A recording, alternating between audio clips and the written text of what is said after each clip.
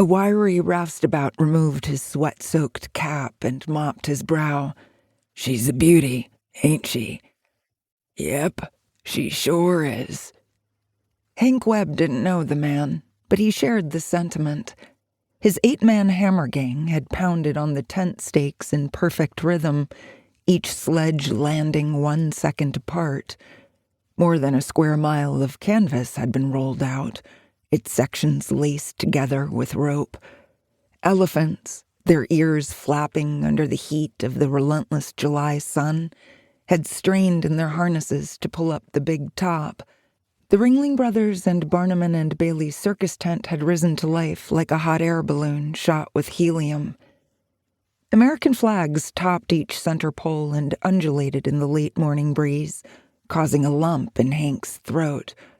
The 1944 outdoor season had started on June 6th, the very day Allied forces stormed the beaches of Normandy.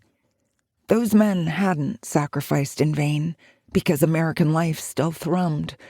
In Hartford, its heartbeat sounded like Midway barkers, the laughter of children, and the trill of the steam calliope. Hank ducked under the tent flap and inspected the aisle, normally used for patrons to enter and exit, where he and his propmen would deploy the animal chute for the evening show. If the lions escaped, people could die, and Hank didn't need any more of that kind of trouble. He entered Ring 3 and double-checked the fence that caged the big cats for Joe Walsh's act. A shout rang from above, "Look out!" The warning came too late, and Hank didn't have time to jump aside. A 50-pound spotlight tumbled from the center pole and thudded in the sawdust at his feet. Broken glass shimmered and sprayed everywhere. "Hey, you look out!" Hank sheltered his eyes with a hand and glared at Russell Siegel, the klutz who descended from his 48-foot perch. He stalked to the base of the ladder and confronted the newbie crewman. "You could have killed me." Russell claimed to be 18 years old, but Hank doubted it. The boy had giant muscles, but a puny brain. He should have attached a safety line to the heavy unit while rigging it. A reckless, dangerous failure, and not his first. Halfway down the ladder, Russell called, "Sorry, it just got away from me." When the boy got both feet on the ground, Hank would wallop him good. But Eddie Vermeer, chief electrician and boss of the roustabouts, beat him to it, delivering the boy a sharp slap to his left cheek. Only 2/3 Russell's size, Eddie more than made up the difference with orneriness. Russell massaged the reddening handprint, but stood straight and narrowed his eyes. At least he was smart enough not to say anything.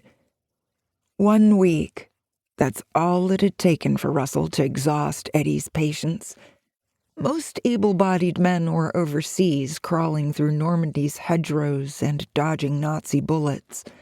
Labor shortages had forced the hiring of townies who didn't have a clue what they were doing. Eddie was so hard-pressed he'd even hired a well-built teenager who didn't have the sense God gave geese. Eddie jabbed a bony finger in Russell's chest. "It don't matter how strong you are, boy. One more goof, and you're out. That light was expensive, and I'm deducting it from your pay." A group of men huddled together to watch Eddie's outburst with the enthusiasm of servicemen at a Rita Hayworth movie. One carped, "It's the jinx, boss." Once the taboo on the forbidden sentiment was broken, others chimed in, "Cursed! Haunted!" One crewman, his shoulders muscled from back-breaking work, but his belly swollen by too much drinking, leaned against a quarter pole and pulled out a cigarette. "Anybody got a light?" Russell whipped out his Zippo and sparked a flame. Eddie knocked it to the ground and stomped the daylights out of it before the sawdust started to smolder. Gesturing to the group, he snarled, "All these accidents are caused by stupid people.